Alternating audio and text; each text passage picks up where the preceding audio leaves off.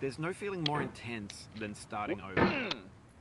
If you deleted your homework the day before it was due, as I have, or if you left your wallet at home and you have to go back after spending an hour in the commute. If you won some money at the casino and then put all your winnings on red but it came up black. If you got your best shirt dry cleaned before a wedding and then immediately dropped food on it. If you won an argument with a friend and then later discovered that they just returned to their original view. Starting over is harder than starting up.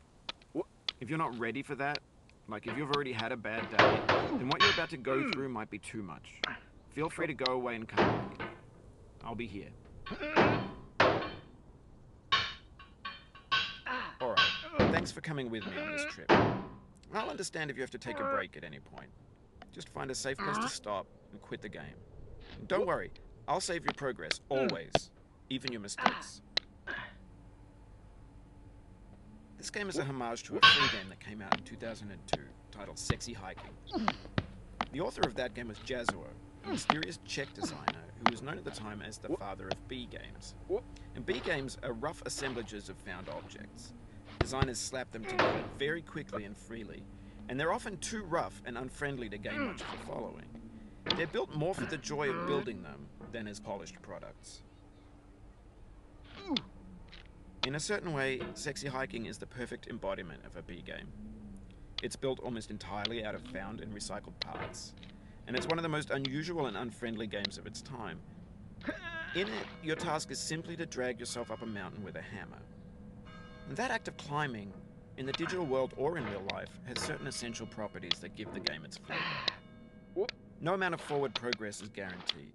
Some cliffs are too sheer or too slippery. And the player is constantly, unremittingly in danger of falling and losing everything. Anyway, when you start Sexy Hiking, you're standing next to this dead tree that blocks the way to the entire rest of the game. It might take you an hour to get over that tree, and a lot of people never got past it.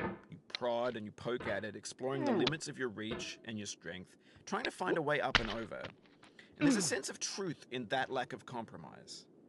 Most obstacles in video game worlds are fake. You can be completely confident in your ability to get through them once you have the correct method or the correct equipment or just by spending enough time.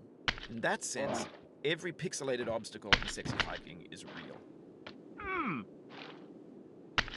The obstacles in Sexy Hiking are unyielding, and that makes the game uniquely frustrating. But I'm not sure Jazuo intended to make a frustrating game. The frustration is just essential to the act of climbing, and it's authentic to the process of building a game about climbing. A funny thing happened to me as I was building this map.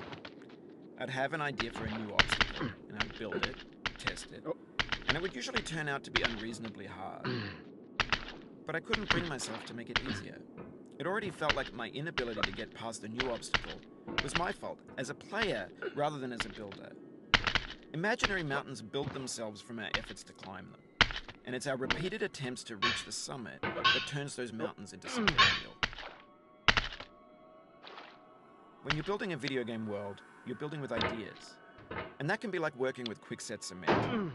You mold your ideas into a certain shape that can be played with, and in the process of playing with them, they begin to harden and set until they're immutable, like rock. And at that point, you can't change the world. Not without breaking it into pieces and starting fresh with new ideas.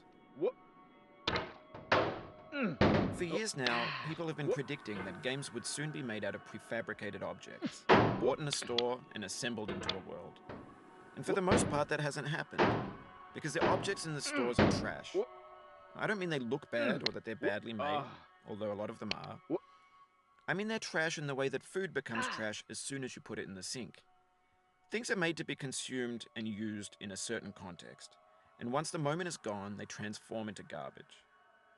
In the context of technology, those moments pass by in seconds. Over time, we've poured more and more refuse into this vast digital landfill that we call the internet. It now vastly outnumbers and outweighs the things that are fresh and untainted and unused.